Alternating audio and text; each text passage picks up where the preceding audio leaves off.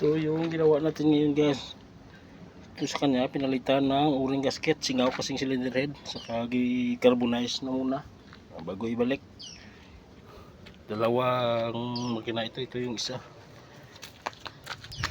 Ito naman yung isa guys. Ito pinalitan ito ng gasket dito sa kanyang throttle kasi dito lumabas yung malabas dito yung langis. Pinalitan ko ito ng bagong gasket o oil seal.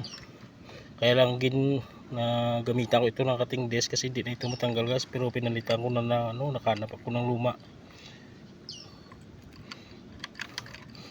Ito bagong gasket ito guys. Saka ito pinalitan ito ng gasket. Sa nasa full video, long video ko makikita yung pag-ayos ito guys. Salamat.